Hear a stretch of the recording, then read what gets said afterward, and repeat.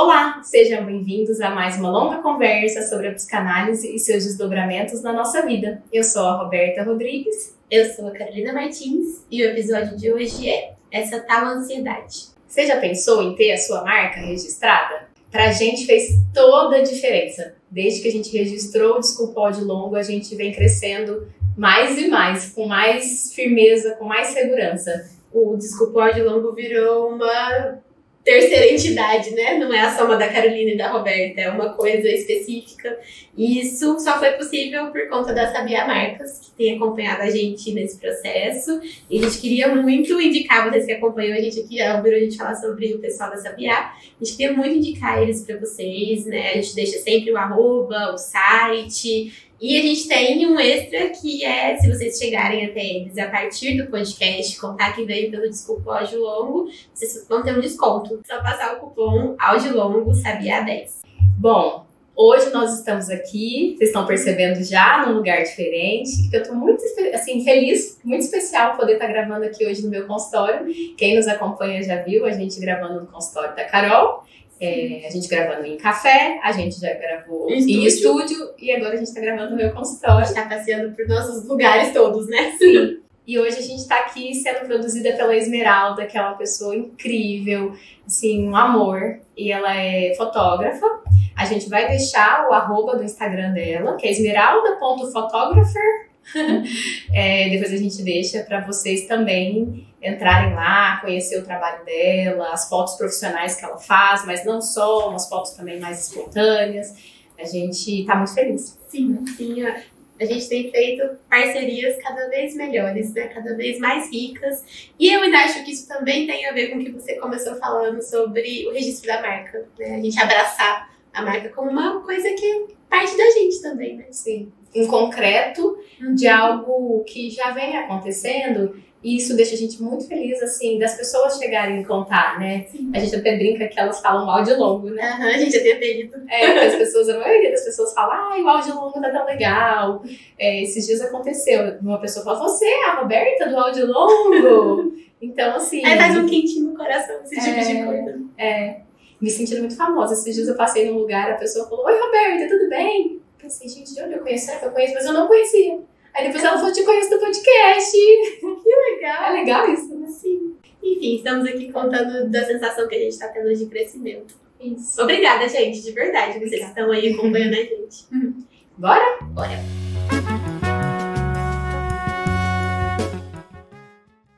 Tenho inveja das plantas e dos animais. Parecem-me tão tranquilos, possuidores de uma sabedoria que nós não temos. Como se desfrutassem da felicidade do paraíso. Sofrem, pois não existe vida sem sofrimento, mas sofrem sempre como se deve. Quando o sofrimento vem, na hora certa, e não por antecipação. Saber sofrer é uma lição difícil de aprender. Se o terrível nos golpeia e não sofremos, algo está errado. Pois como não chorar se o destino nos faz sangrar? Se não choramos é porque o coração está doente, perdeu a capacidade de sentir. Mas sofrer fora de hora é doença também. Permitir-se ser cortado por golpes que ainda não aconteceram e que só existem como fantasmas da imaginação. Os animais sabem sofrer, nós não. Somos prisioneiros da ansiedade, pois a ansiedade é isto: sofrer fora de hora, por um golpe que, por enquanto, só existe no futuro que imaginamos. Rubem Alves descreve essa tal ansiedade com palavras que nos acolhem e, ao mesmo tempo, nos aflige o coração. Afinal, fica claro que sofrer por antecipação é, no mínimo, sofrer 2 vezes. Mas como evitar sofrer fora de hora?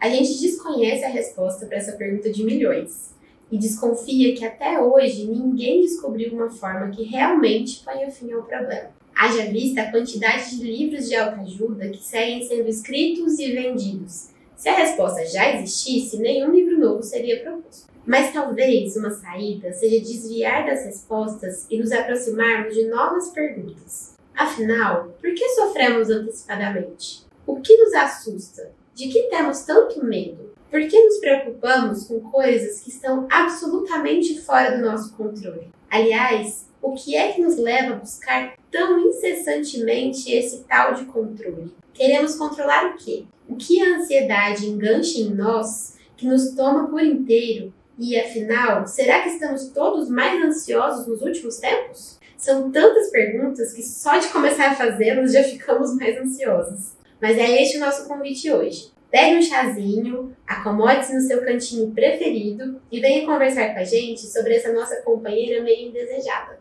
Sabe o que eu pensei? Que dessa vez foi você que escreveu o roteiro, né? A introdução. Por que você colocou chá? Porque café também Foi muito de propósito. Porque a gente sempre fala café. Né? Eu gosto mais de café, eu não gosto muito de chá. Eu adoro chá, então tem isso também, eu gosto muito de chá. Mas o café acelera, não faz sentido pegar um café pra falar de... Ou faz, né? Pode fazer. Acho que sim. Pode pegar um café também, tá bom, gente? Então hoje a nossa convidada especial é a ansiedade. A ansiedade no tempo de WhatsApp. Conta pra gente. Quem é você?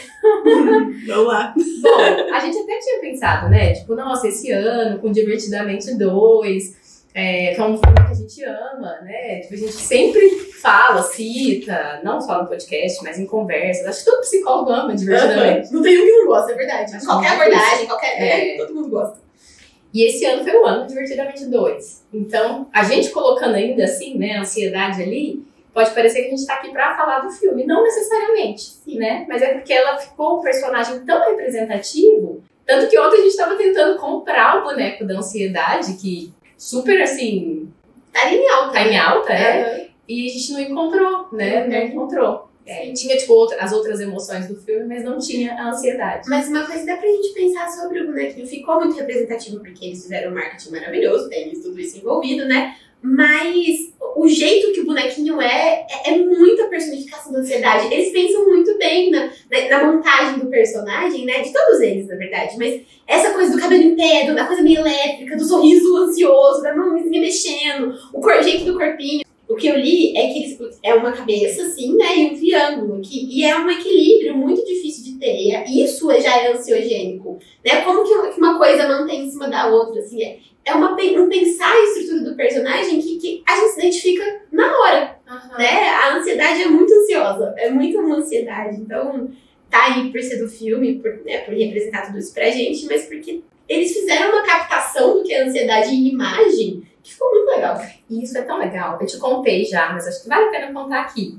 Que eu acho o máximo ter filme que traz isso, porque esses dias eu tava brincando de mímica, né? Com os meus priminhos, pequenininhos.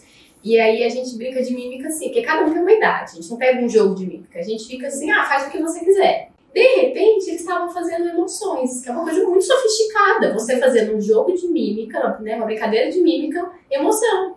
E isso o filme permite, né? E aí uma hora um fez, né, da questão do cabelo e tal. A minha filha mais pequenininha virou e falou, a inveja! E eu falei, gente, isso é fenomenal. Tipo, é muito difícil pra gente falar de emoção. Então um filme que traz isso acaba ficando na boca do povo e você tem que meio que entrar em contato com isso.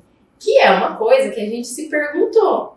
A gente tá no episódio 107 hoje. Quando esse episódio sair, vai estar mais, assim. A gente até hoje não fez um episódio sobre ansiedade. E a gente ficou conversando sobre isso, porque, por um lado, a gente falou disso várias vezes, de várias formas, e falou toda hora sobre a gente estar ansiosa pra fazer alguma coisa, né? Mas a gente nunca sentou pra falar disso. Né? E sabe uma coisa interessante? Todas as vezes que a gente gravou com vídeo, a primeira coisa que vem na minha cabeça é, meu Deus, como eu tô ansiosa. E a gente fala disso também, eu acho que falar disso também é um recurso pra lidar com a ansiedade, né? Tipo, nossa, deixa eu pôr isso pra fora, porque aí eu consigo me movimentar pra outro lugar. E dessa vez, também porque eu tava ansiosa com outra coisa que a gente tava fazendo hoje, que foi muito legal. E a gente já começou a falar aqui. Sim. Mas, acho que também por isso, assim, da gente tá fazendo isso tudo, da gente já tá aqui faz um tempo, né? Nós não chegamos e viemos, né? Pra gravar e tal. Ou porque a gente já fez isso algumas outras vezes, de gravar de vídeo, eu tô menos ansiosa. Eu também. Não tô assim, aquela coisa, né? Porque a gente fica igualzinho bonequinho, tremendo, assim, né? Não tô assim, tá de outro jeito. E ontem, quem nos segue no Instagram viu, porque já vai ter tempo que a gente postou. Olha que interessante. Ontem a gente foi convidado para dar uma palestra na Fundação Casa. Daí a Carol veio para Ribeirão, daí vamos gravar um episódio presencial, daí Esmeralda vem, né, produzir a gente. Sim. E eu acho que aí a gente já pode pensar, se isso não é ansiedade, eu não sei o que é, mas não é só. É aproveitar esses momentos, né, que você tá aqui, quando eu tô lá, eu vou mais, né? Também. Você vem menos. Mas ontem a gente chegou para dar a palestra e a gente tava conversando, muito tranquila. E aí você falou assim, nossa, eu tô muito tranquila, talvez tranquila até demais, né? E aí a gente, olha como que a ansiedade, ela pode deixar a gente aterrorizada, apavorada, paralisar a gente também, como na cena do filme, né? Que aí você deixa, é uma agitação que não é uma agitação funcional, te desorganiza. Mas uma falta de ansiedade também pode ser ruim, te desprepara. E eu acho que esse é um primeiro ponto para falar sobre ansiedade, que é importante, né? A gente fica nessa demonização da ansiedade e tudo mais. Acho que já está bastante claro para muita gente que é uma emoção normal, que a gente precisa de ansiedade. Então, chegar lá para conversar com aquelas pessoas que a gente não conhece, num espaço que tem um monte de especificidade, que é a Fundação Casa, sem ansiedade nenhuma, chega a ser estranho, porque um pouquinho de ansiedade deixa a gente um pouco mais cuidadoso. Em alerta. Eu lembrei de uma metáfora, né, sobre a ansiedade, que falam que a ansiedade é como se fosse um carro que ele tá com um alarme apitando, só que nada aconteceu. Sim. Não teve uma tentativa de entrar no seu carro, né? É um alarme que ele apita sem ter um perigo real e concreto, né? Então, eu falei alerta porque esse alerta é algo que te ajuda a se preparar, a se preocupar. Sim. Porque a preocupação, que é uma coisa que eu acho que a gente quer tirar também da vida, ela, na verdade, é algo super importante. Sim. Nas relações, com as coisas que a gente faz, é considerado até desenvolvimento saudável quando a gente tem uma condição de se preocupar, né? O estágio do concernimento, para o Winnicott, não tem a ver com isso? Você ter condição de pensar que existe um outro, que existe um eu, que existem as coisas acontecendo, que existe um encadear de coisas também, né? Que tem consequências. Isso é estar preocupado e pensar nas consequências é pensar numa coisa que ainda não aconteceu. Acho que o grande problema da ansiedade é, primeiro, quando a gente só fica focada ali, o alarme só soando o tempo todo e você não consegue nem desativar, nem ver o que está acontecendo, né? E acreditar que a gente sabe o que vai acontecer. Viver lá na frente como se já estivesse acontecendo de um jeito muito alucinado. Porque a ansiedade é meio alucinada, assim, né? Meio alucinatória. Então, a gente tá ali. Então, se eu estivesse muito ansiosa, vamos pegar o exemplo de ontem, muito ansiosa, assim, e aí isso é algo que a gente escuta muito e que a gente também vive. Nossa, vai dar tudo errado. Não vou saber o que falar, não vou saber o que responder, eu vou ficar muito ansiosa, eu vou gaguejar, as pessoas não vão me entender. E aí vai, né? Nossa imaginação não tem limite. Até eu vou morrer. A gente não pensa nada bom, né? Eu acho que não, né? Mas o limite escalona isso. Ou eu vou morrer ou eu vou ficar completamente desamparada. Que eu acho que depois do morrer, por incrível que pareça, talvez a gente possa pensar isso mais elaborado junto. Mas, e aí é que tá o problema. É que a coisa fica mais patológica, né? Se eu conseguir sentir esse aperto, essa preocupação, conseguir respirar, que é uma coisa que a gente não faz, né? Tanto que técnica para lidar com a ansiedade costuma sempre envolver respiração. E pensar, eu não sei o que vai acontecer, isso é bom? Não é eu não sei o que vai acontecer, isso é desesperador, eu não sei. Isso quer dizer que existe algum recurso, confiar, né? Existe algum recurso em mim para dar conta de ouvir aquelas pessoas que vão falar comigo e tudo mais? Aí ela tá no nível que é o nível ok. A realidade costuma ser melhor do que essas fantasias catastróficas. Sim, isso é um alívio. Mas por que você acha que a gente faz tanto isso? Por que você acha que a gente fica pensando tanto lá na frente, ou diferente das plantas e dos animais, a gente sofre antes da hora? Porque, assim, isso pode cair muito num lugar moral, né? Coach, né? De tipo assim, não sofra antes da hora, viva o momento a presente, não antecipe o sofrimento. O que eu entendo é que a gente faz isso pra se proteger, pra tentar se proteger. E que uma parte disso é inevitável. Assim, depende muito de como a gente tá no dia, depende de quão perseguida a gente tá com a gente mesmo e com as pessoas e com o mundo, né? Depende do que a gente tá sentindo. A gente atinge o jeito como a gente vê o mundo pelo jeito como a gente tá, né? Entendo dessa forma. Então a gente faz isso para tentar se proteger, porque é quase aquela ideia. Então, se eu conseguir prever, lembrei do This Is Us, se eu conseguir prever tudo de ruim que pode acontecer, então eu não vou ser pego de surpresa. E aí, pelo menos a surpresa eu vou conseguir me poupar, eu não vou me frustrar. Você sabe que isso é uma coisa bem comportamental, cognitivo-comportamental, posso estar falando besteira, mas eu acho que é. De você ir ficar, a pior o coisa que pode acontecer? O que é o pior cenário? Não sei o quê. E que a gente faz na psicanálise, muitas vezes, né? Sim, a Eu gente fico pensando em épocas que eu tô muito ansiosa, que minha analista meio que vai me levando a pensar, tá, e aí? E se acontecer isso? Tá, aí tá, vai acontecer tal coisa. Tá, mas e se acontecer tal coisa? Ah, tá. Aí você entrar chega... nos e si, né? É, isso acalma. Isso acalma. Porque aí a gente sai da catástrofe. Porque na hora que você vai pensar de verdade sobre cada uma dessas coisas, a gente sai um pouco dessa coisa da catástrofe sem nome, né? Mas respondendo a sua pergunta, o que vem na minha cabeça é que é pra gente tentar se proteger. Sabe o que eu fico pensando? E isso vem de uma vivência muito pessoal minha. Acho que, de fato, falar de ansiedade não é fácil, porque, igual na faculdade a gente vai estudar os diagnósticos, a gente se identifica com vários, e o professor fala que se estiver se identificando com vários não é um problema, o problema é se identificar só com um. Então tem o checklist, né? A ansiedade, a gente se identifica muito. Eu acho que aí tem toda uma questão também cultural, social, do que a gente está vivendo, mas acho que todo mundo, em algum nível, tem uma ansiedade, né? Ou vive um momento mais ansioso também. É, mas acho que das minhas últimas vivências pessoais mesmo, eu me dei conta que os momentos em que vou falar pelo menos de mim, que eu estou mais ansiosa é pra evitar sentir o que eu tô sentindo. Então não tem nada a ver com o futuro. Não tem nada nem a ver com me proteger pro futuro. É do agora. Sim. É uma vivência do agora que é tão insuportável de viver e de sentir que a ansiedade me distancia dessa emoção. É uma emoção que é pior do que a ansiedade. Então a ansiedade me deixa agitada, enfim, para não entrar em contato com alguma dor que tá acontecendo na realidade. É um desfocar, né? E isso faz sentido até na ideia da proteção, né? Porque você não está se protegendo necessariamente do que vai acontecer, você está se protegendo do que já está acontecendo, sim. Mas acho que da frustração que já está acontecendo. É isso que eu tô querendo puxar, assim.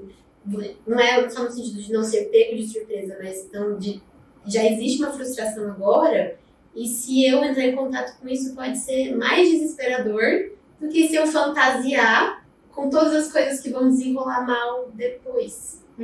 Isso tem tudo a ver com a ideia do medo do colapso do Winnicott. É um presente que está insuportável ou é um presente que te lembra alguma dor do passado, que você já viveu, do que o futuro? Porque o futuro a gente não sabe. A gente está aqui falando do texto do medo do colapso, eu acho que é importante a gente falar que medo de colapso é esse, né? É que tem um texto do Winnicott que é muito, muito, muito bom, inclusive é um dos meus favoritos, que ele fala basicamente de que quando a gente está com um medo, né, tá falando sobre as crises que hoje em dia a gente chamaria de crise de pânico. Quando isso está acontecendo, a gente tende a pensar que a pessoa está com medo do que vai vir a acontecer, né? Então tá com medo, sei lá, de morrer, no caso, né? O pânico vai chegando nesse lugar. Mas que se você for, né, indo aprofundar e presta atenção na experiência daquela pessoa, a conclusão que você vai chegando é que ela tá com medo de algo que já aconteceu, né? Ela tá revivendo algo que já aconteceu, um colapso anterior. E a gente acessar os registros de colapsos, né, de momentos em que a gente colapsou na nossa vida, é muito difícil. E aí, nesse sentido, eu acho que é muito interessante que existe de novo aquela ideia do inconsciente atemporal, em que passado, presente e futuro fica tudo ali circulando junto, e na verdade não é que não tem nada a ver com o futuro, tem tudo a ver só com o passado, ou é sobre o presente mesmo, é tudo isso ao mesmo tempo, porque aí existe um risco do que eu já vivi e que eu tô vivendo agora, e que eu viver agora significa eu atualizar isso no meu presente, com as coisas que eu tenho no meu presente, e com as consequências que isso pode gerar pra mim depois, tudo junto. Mas isso não é o texto do Winnicott, né? Isso foi as minhas conclusões. O ponto é que muitas vezes a gente tá ali surtando, né, em crise, com uma coisa que já foi, que já aconteceu e que deixa um registro de dor gigante dentro da gente. Ou de perda, de desamparo. Que não foi experimentado. Sim. Eu acho que o interessante que ele traz é isso, né? Que esse colapso, ele é importante de ser experimentado novamente na relação analítica para ser elaborado, para ser vivenciado. Sim, para poder de fato ser, para passar também. Né? E isso tem tudo a ver com o que a gente fala na análise quase que o tempo todo, poder experienciar as coisas para que elas tenham um lugar dentro da gente, não fique só circulando de um jeito sem contorno nenhum, e elas serem suportáveis. E isso não tem nada a ver com ficar falando sobre o passado, não é? Sim. Porque pode ser do que a pessoa está te contando do agora, uma vivência do hoje, e você vê que ela não encontra correspondente no hoje para aquilo, né? E não é nem isso de encontrar correspondente, é na vivência emocional sua com o paciente, aquilo surge, aquilo está ali, entre você, no que você sente quando você está com o paciente, né? Nessa relação que vai ser novamente vivida e com a possibilidade de ampliação e de poder dar o F5, né? De poder atualizar nesse sentido, porque quando você foi falando nisso, eu fiquei pensando no dado viciado, né? Um dado que vai sempre, está sempre viciado. E se a gente pensar, sempre tem novidade, sempre é novo, sempre é um novo dia. E isso, independente de trauma, do colapso, né? Talvez o trauma, o colapso da vida. Porque, tipo assim, você uma segunda-feira trabalhar no seu consultório, fazer suas coisas. É novo. Só que a gente não tolera pensar isso o tempo todo, que é sempre novo. Mas tolerar pensar isso o tempo todo é tolerar viver luto o tempo todo. Porque, na verdade, a gente tá em luto toda hora. Se a gente for parar pra pensar. E aí, talvez a coisa junte aí numa coisa meio ansiosa, no sentido do que você estava falando, de me proteger, de perceber quanto eu perco toda hora. Tô perdendo o tempo inteiro. Também tô ganhando o tempo inteiro. Mas uma coisa não compensa a outra. Não vem pra conta. Elas só acontecem todas ao mesmo tempo. Aquela história, né? Do copo meio cheio, do copo meio vazio. A verdade é que o copo está meio cheio e meio vazio ao mesmo tempo. Né? Junto. E é óbvio, mas ao mesmo tempo não é, né? Então, tô em luto toda hora.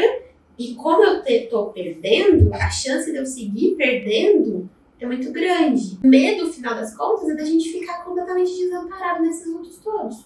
É ficar sozinho. Tem uma necessidade orgânica nossa de amparo. Não só amparo do outro, pode ser da gente com a gente também. Mas a ideia do desamparo completo é desesperadora.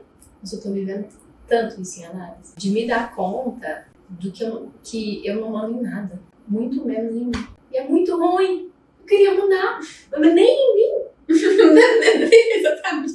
Mas nem a gente mesmo, não é possível. Vocês que estão aqui vendo a gente, ouvindo, gente, se vocês também ficam indignados, comenta, conta pra gente. Me ajudem a sentir que eu não tô sozinha nessa. Óbvio que eu não tô sozinha nessa. Claro que não. E não quer dizer, e eu acho importante dizer isso pra você e pras pessoas, que você não manda em absolutamente nada. Tipo, no sentido de que eu queria mandar em tudo. É aí que eu ia chegar. Você escolhe a roupa que você vai vestir, você escolhe se você vai vir trabalhar no consultório, né, na segunda-feira ou não. Você escolhe o que você vai comer. Você escolhe com quem você vai se relacionar. Por mais que às vezes né? Não, você escolhe algumas coisas, né? É claro que tem coisas que não são escolhíveis. Mas o que eu quero dizer é que tem coisas que a gente consegue ter algum poder de escolha mesmo. Mas na hora que a gente quer controlar tudo e dominar tudo, e a gente não consegue, a gente cai no nada. O que tem parece que é pouco. Sim. E na verdade e tem. E tem muito. Mas acho que é muito narcísico, né? Você se dá conta, e eu vivo isso com meus pacientes aqui também, né? A gente vive isso diariamente, na nossa análise com os nossos pacientes, na vida cotidiana. É muito difícil a gente se dar conta disso, assim, que a gente não manda. Porque assim, sonhar já é isso, né? Você sonhar, o dormir, não sonhar acordado. Você sonhar já é, tipo assim, acontece alguma coisa comigo que eu não controlo. Tava te contando isso ontem. Eu tava lá, nossa, cansei desse assunto, não quero mais pensar nisso, já tá bom, já deu. Aí eu vou e sonho. Né? Assim, 2 dias depois de falar que eu cansei, já deu, não, tá bom, já tá resolvido, não tem nada a fazer com isso, vai lá e sonha exatamente com a coisa que eu falei que eu não queria pensar sobre. Parece uma piada da gente com a gente mesmo. As coisas que a gente fala na análise. Sim. Né? Eu tava essa semana que eu falei que eu tô, né, nisso, assim, falando na análise e aí, de repente, me dando conta de uma coisa, tipo, muito importante que aconteceu, que me levou aquelas coisas que eu tava falando e que só me deu conta depois, assim, né? Tipo, como eu esqueci disso? Então, na hora que a gente também lembra, tem esse impacto de ter esquecido. Sim. E aí, novamente, luto. Como que eu não pude me dar conta disso antes? Nem só no esquecimento, mas como que tempo que eu perdi não percebendo essas coisas antes na minha vida. E aí eu luto. Só que não é perder tempo, né? Você vê que a ansiedade tem tudo a ver com luto. Sim. E sabe uma coisa que eu sempre achei muito interessante? Que os remédios para tratamento de ansiedade são os antidepressivos. Eu acho aquilo o máximo, sabe? É o auge disso que você acabou de dizer. Da integração, né? Da ideia. Sim. A gente, falando disso, né? De perder tempo e do luto, eu lembrei de uma frase do Saramago que eu amo, que eu acho que tá no Instagram. Que ele fala assim, não tenhamos pressa, mas não percamos tempo. E aí eu fiquei pensando, na verdade, agora porque eu comecei a problematizar a frase, porque eu lembrei do poema do Alberto Cairo que você colocou no roteiro, e eu acho que a gente até pode ler. A gente poesia hoje. Mesmo? Tá? Não lembro mesmo. Mas o que eu ia dizer é que essa frase, na verdade, põe a gente meio ansioso. Porque pensa, não tenhamos pressa, tudo bem, vamos fazer. Cai na cultivação, se a gente não deixar. A gente pode esvaziá-la de sentido, é isso que eu quero dizer. Porque não tenhamos pressa, então não deixa a vida acontecer, mas não percamos tempo, também não vamos ficar ali parados, deixar a vida acontecer sozinho, né? Uma coisa que a gente ouviu na roda de conversa ontem que eu achei fantástico, assim, é que depois da tempestade vem a bonança, e que isso não é verdade, porque a bonança não vem sozinha, a gente precisa fazer ela acontecer, a gente precisa, né? Ele fala do exemplo das queimadas, esse tanto de queimada que a gente tá tendo. Precisa ativamente limpar e precisa cuidar e precisa fazer alguma coisa depois disso. Não vai vir só melhorar e pronto, acabou. Né? Então, o não percamos tempo vem nesse sentido também, de ficar parado. Mas se a gente ficar muito conectado só com uma parte da frase e deixar a outra, ou você vai ficar ali, não tenhamos pressa, não vou fazer nada, ou você vai cair em outro lugar e não posso perder tempo, então tem que fazer tudo ontem, né? Porque senão eu vou morrer amanhã, e isso é muito ansioso também, né? Eu não posso perder tempo, eu não posso perder nada, tem que ter todas as experiências do mundo. E eu acho que essa é a minha conclusão. Eu gosto da frase porque ela põe as duas coisas juntos, sabe? E aí a pessoa que não pode perder tempo, perde tempo. Porque ela não consegue fazer nada, na verdade. Tudo e nada é tudo a mesma coisa. A gente acabou de falar isso, né? Tudo e nada é a mesma coisa. Sim.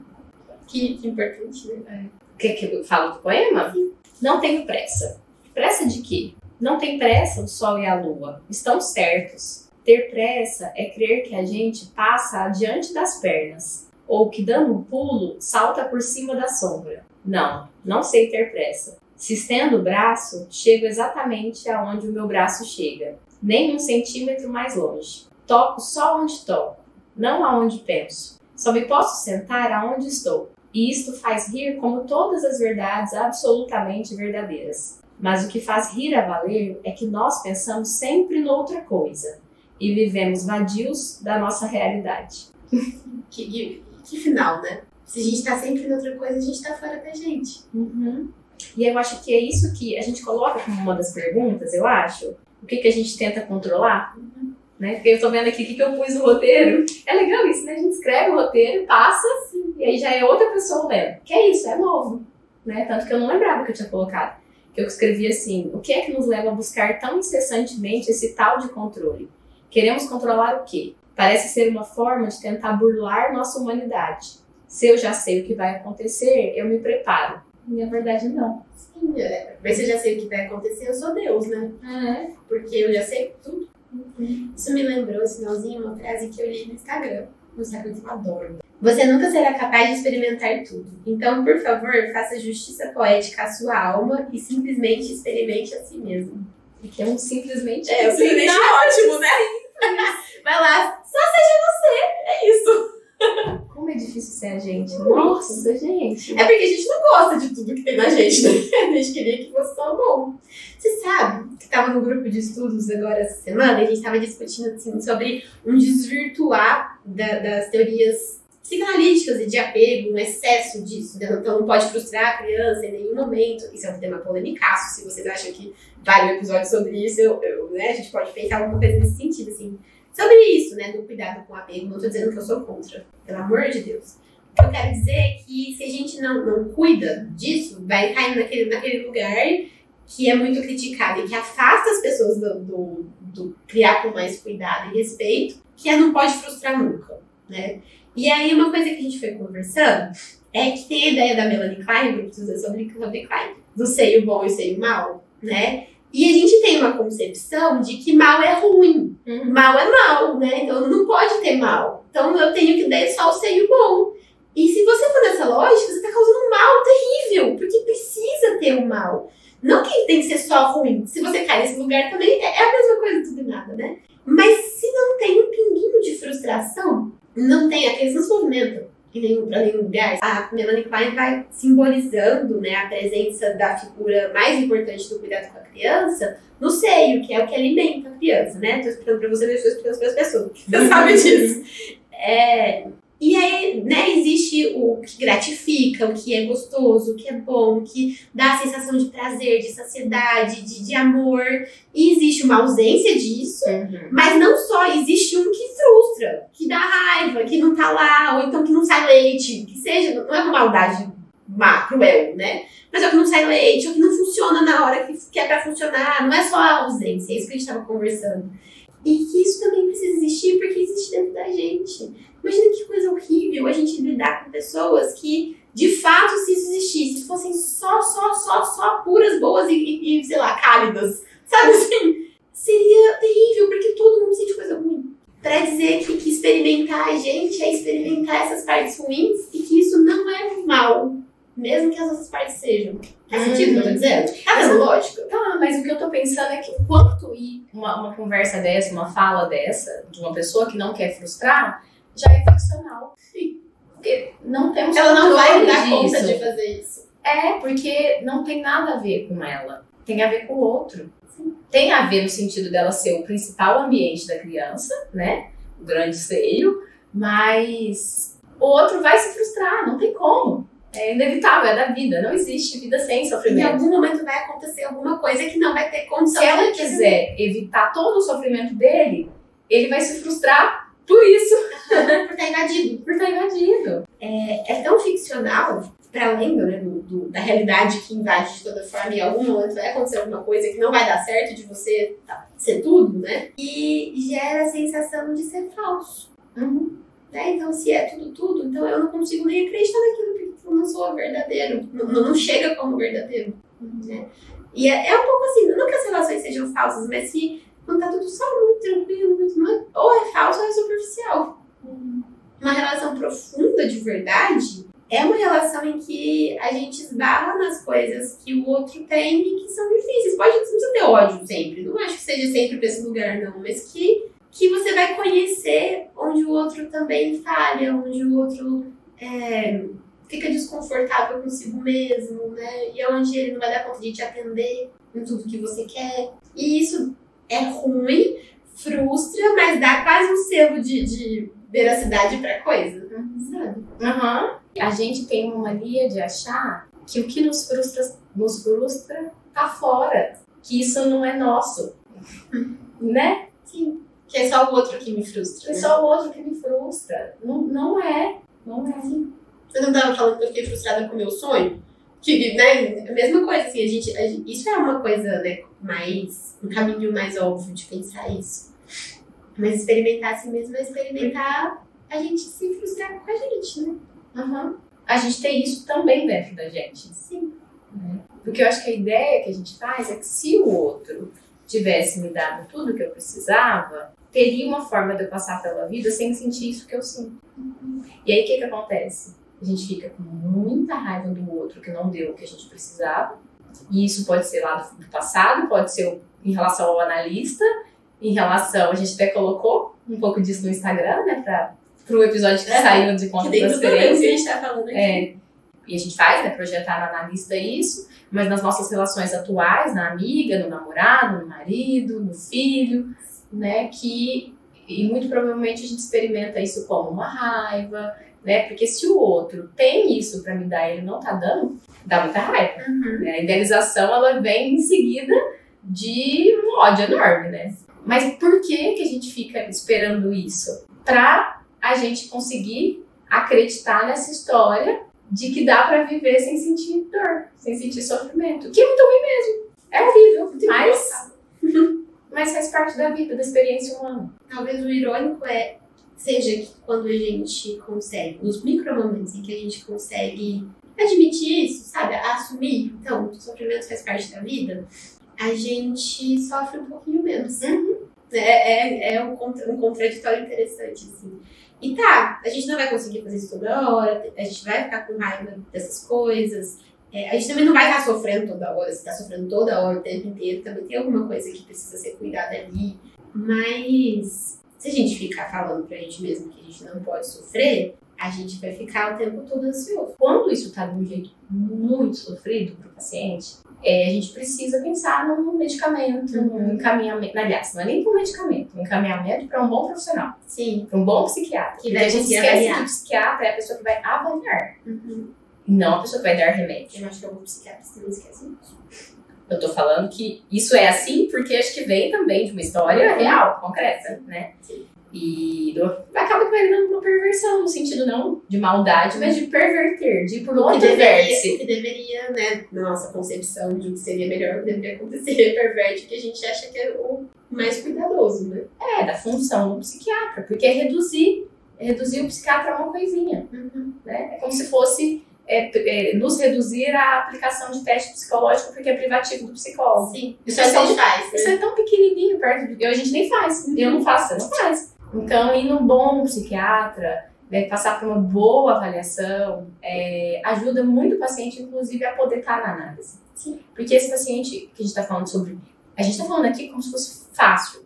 Acho que não. A gente está tentando falar que não é fácil. A gente está também dizendo que é super difícil pra gente. Exatamente, mas é porque, assim, é muito fácil falar isso que eu tô falando, que é a dor, o sofrimento, a experiência humana, mas vocês não me veem lá na minha análise, né? Lá em dor e sofrimento da experiência humana. E quando tá acontecendo, quando tá na carne, é muito difícil, né? E aí, às vezes, eu acho que um bom psiquiatra ajuda muito para essa pessoa conseguir, inclusive, estar ali nas sessões dela na análise, podendo aprofundar na dor. A Carla falou uma coisa que, nossa, eu fiquei reverberando isso várias vezes no episódio que a gente gravou com a Carla. Que ela falou assim, uma coisa é você pôr a mão na ferida de longe. Aí você continua respirando, tranquilo, falando, né? É mais tranquilo. Agora, enfia a mão, põe a mão lá pertinho, encosta, que é o que a gente faz numa análise, né? E quanto mais você se permite, quanto mais a dupla tá vinculada, mais a gente faz isso. E tolerância é muito difícil. É as duas pessoas envolvidas. Mas eu acho que até voltando pra isso, assim, pra fazer isso, a gente precisa estar minimamente organizado. E tem hora que não tá. E aí, eu acho que isso que você tá falando de passar por uma boa avaliação com o psiquiatra faz todo sentido, inclusive se o resultado dessa avaliação for sim a medicação. Porque a medicação é uma ferramenta que ajuda a andar, e tem hora que a gente precisa. Uma metáfora que eu colei na metáfora e uso ela todas as vezes que me dão a oportunidade. Da ideia da muleta mesmo, mas não de um jeito ruim. Porque se você machuca a sua perna, se você força a andar com o pé machucado, você tá machucando mais seu pé e você tá andando muito mal. Então você usar a muleta, por mais que às vezes possa ser desconfortável, porque a muleta machuca, você já usou mais, dói aqui embaixo do braço, né, e tudo mais. Por um tempo, principalmente, em casos em que ela, né, você vai poder parar de usar ela, te ajuda a andar melhor depois. Você vai reabilitar seu pé. Se você precisar usar a muleta pro resto da sua vida, também é uma possibilidade, né? Você tá usando de um recurso que tá te ajudando a fazer uma coisa que é muito boa, que é andar. Que é necessária também. Tudo bem, você pode viver, tem pessoas que vivem sem andar, mas se você consegue um recurso que te facilita a vida nesse sentido, por que não usar? Por isso um bom psiquiatra, ele vai te ajudar a pensar e avaliar o tempo que você vai precisar do medicamento, se precisa usar por muito, muito tempo, que forma vai fazer isso, os efeitos colaterais, enfim, tudo que vem junto, né? Sim. Uma coisa que uma vez a Raquel falou, Raquel Matos, nossa amiga, ela falou que uma vez estava falando de medicamento na supervisão dela, e a supervisora dela falou assim, acho que foi a supervisora dela, o analista, agora não sei, que falou pra ela assim, que às vezes a gente esquece que o medicamento é uma construção humana, veio de uma mente. Parece que é uma entidade, né, mística. Veio de uma mente, e a gente, às vezes, psicanalistas, talvez mais até, olha pro medicamento como uma coisa negativa, que não tem a ver com algo que foi construído pelo humano. É um dos recursos humanos, foi feito por um homem. É tão interessante pensar nisso, não é? Sim. Nada é ruim ou bom, é o uso que se faz. a coisa só é, né? E a gente vai fazendo várias coisas, ela vai virando várias coisas, né? É verdade. Eu tô percebendo, assim, o tanto que pra gente é difícil encerrar, né? Sim. E aí eu tô aqui pensando nisso, que a gente tá assim, nossa, será que a gente falou de tudo? Tá suficiente? Depois teoria, tá tudo certo? Tá gravando mesmo? Vamos ali, né? Aí, eu olhei pro poema que você colocou no roteiro. Cecília Meirelles, né? Quer ler? Tu tens um medo, acabar. Não vês que acabas todo dia, que morres no amor, na tristeza, na dúvida, no desejo. Que te renovas todo dia, no amor, na tristeza, na dúvida, no desejo. Que és sempre outro, que és sempre o mesmo, que morrerás por idades imensas, até não teres medo de morrer, e então serás eterno. A gente falou disso aqui. Falou. A gente já falou de bastante coisa. A gente falou tudo, na verdade. Tudo assim, né? Que a gente tinha pensado pra falar. Eu falei, nossa, tá engraçado falar de uma coisa que eu não tô vivendo agora. Acabei de dizer isso, né? Não tô me sentindo ansiosa e tudo mais. A gente tá bem à vontade, na verdade. Mas a gente tá assim falando de uma coisa que a gente tá vivendo, que é essa coisa de encerrar, e isso é ansiogênico, porque é um luto. A gente terminar um episódio que tá gostoso de gravar, né? Que é uma coisa diferente do que a gente costuma fazer. E a gente vai, enrola e olha pra você tá gravando mesmo. Eu acabei de falar, né? Porque faz essa coisa toda.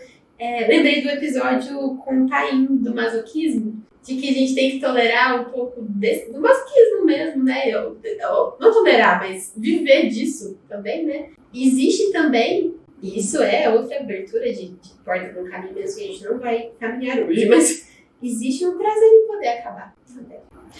Porque também se a gente não acaba aqui, a gente não faz as outras coisas que a gente quer fazer. Não, e outra, vai ficar naquela coisa daquele loop pra sempre, vai começando a ficar angustiante o negócio também. E agora, o que mais a gente vai falar? Mas a gente tem mais o que dizer sobre isso. Não faz sentido, perde sentido. E foi o que eu fiz em relação à Caixa de Pandora, né? Porque eu tava forçando, porque tipo assim, tem ansiedade em tudo, em todo lugar. E quando eu pego pra pensar assim, o que eu vou indicar? Nossa, não sei e tal. Às vezes a gente faz isso e tá tudo bem, e ajuda. Vou lá no Google. Filmes sobre ansiedade. Sim. Livros sobre ansiedade. Porque às vezes até me ajuda a lembrar de alguma coisa que tem tudo a ver. De Que eu já outra vi, que que eu tem já falado. assisti. Mas eu fiquei pensando, falei assim, e agora pensando, isso é muito legal. Eu poder estar vindo pro episódio sem ter o que indicar. E às vezes não tem e falar, não me ocorreu nada. Porque tá tudo bem também. Né? E acho que em outros momentos eu pensaria, não, né? Eu ficaria ansiosa durante a gravação pensando, tem que pensar em alguma coisa. Cadê? Sim. Vamos falar da Caixa de Pandora? Bora pra Caixa de Pandora.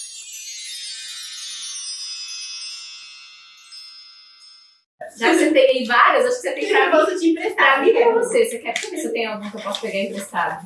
Que é minha também. Não, porque eu não assisti filme Dias Perfeitos ainda, amiga. Ai, eu quero muito. Ai, ele é tão Tem que alugar, né? Ele não tá disponível em nenhum lugar, né? Tem, eu acho que eu aluguei ele pelo Prime Video. Mas ele não tá caro pra alugar mais. Porque quando sai, né, ele sai mais caro. Não tá não. O Safra falou dele. E eu vou reforçar a indicação. Que estranho falar Safra. O Gilberto. Porque a gente sempre falou Safra, mas depois que ele ficou mais próximo assim, Eu gravo o episódio. ficou mais próximo do que ele era. Ele gravou um episódio com a gente. Aí a gente começou a falar só Gilberto, né? E aí foi Safra. Eu falei, não, agora é Gilberto. Enfim.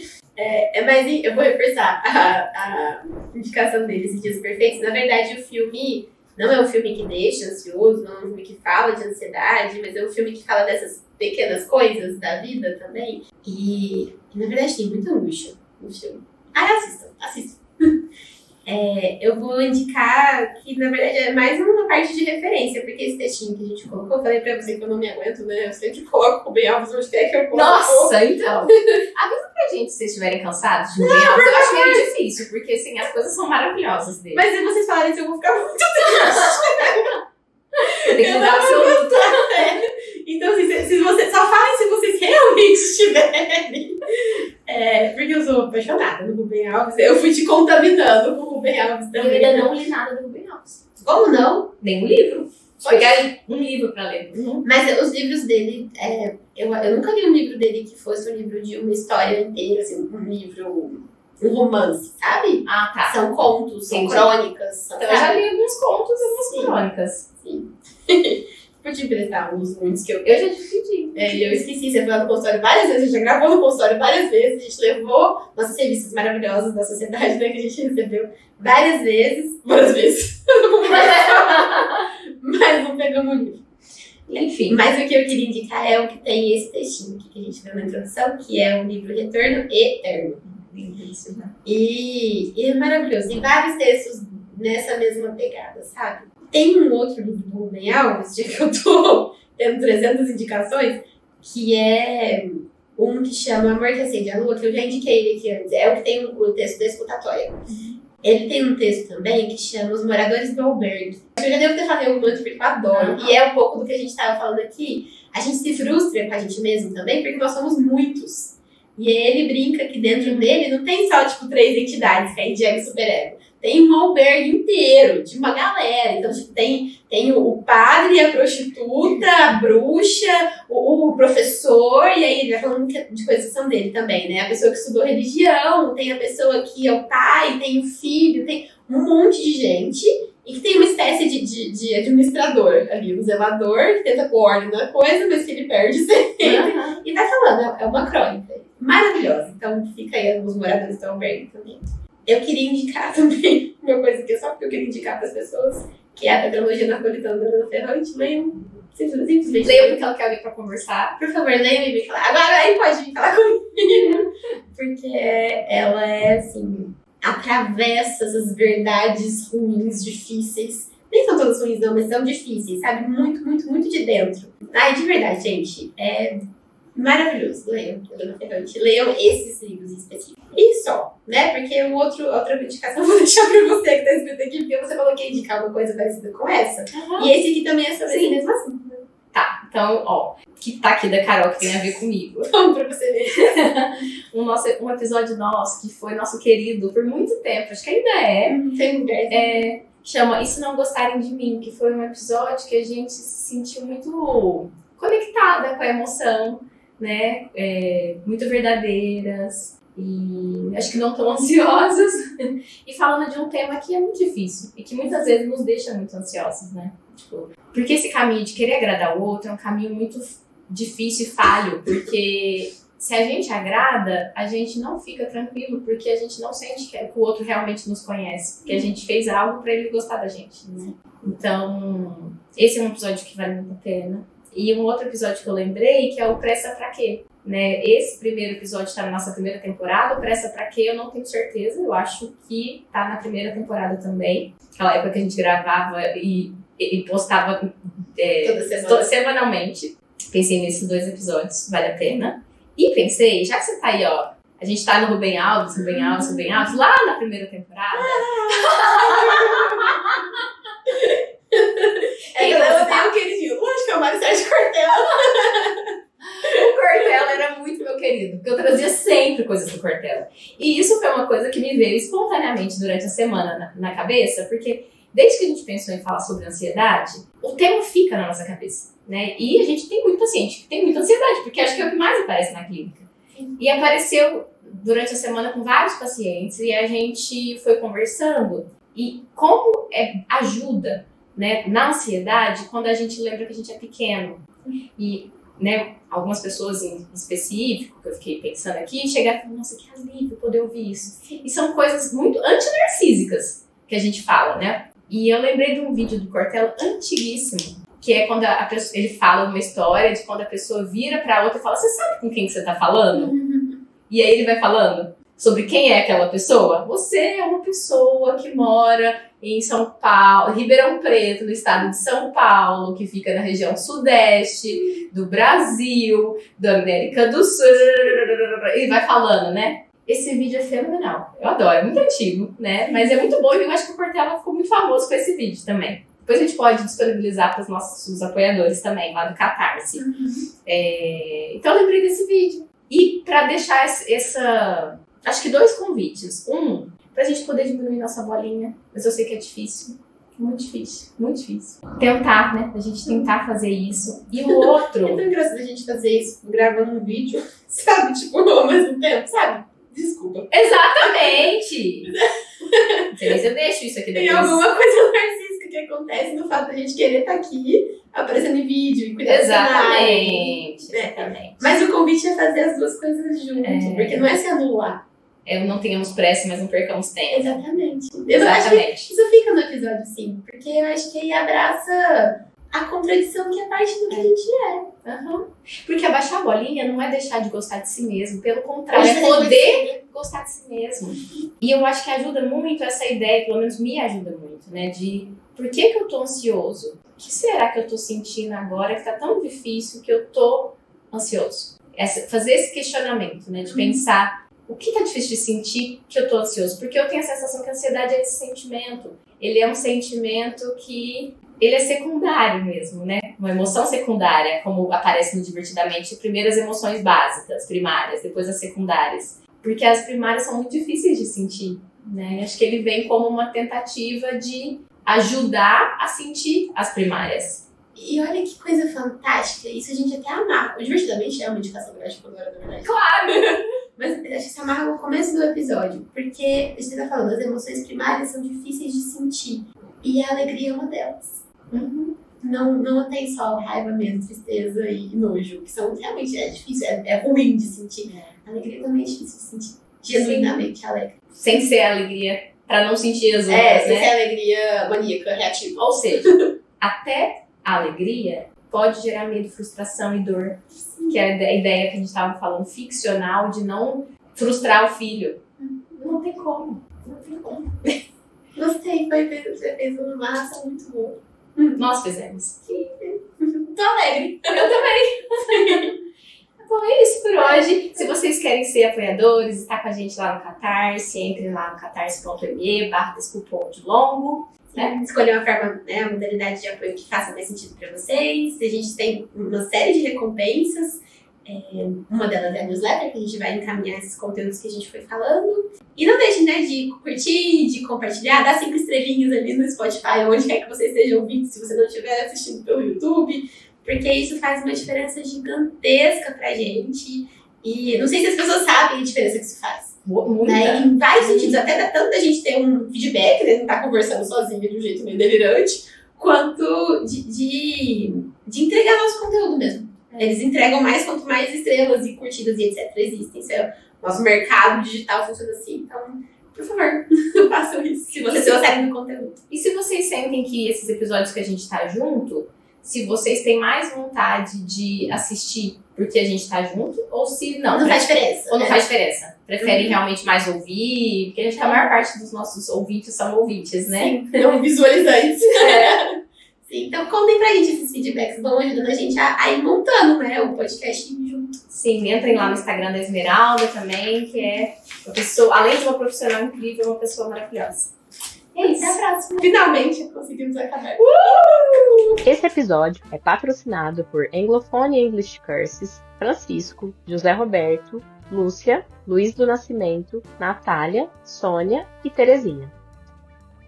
Se você gostou desse episódio, se inscreva no canal ou siga a gente na sua plataforma de áudio preferida e compartilhe o episódio com quem possa também se interessar pelo assunto.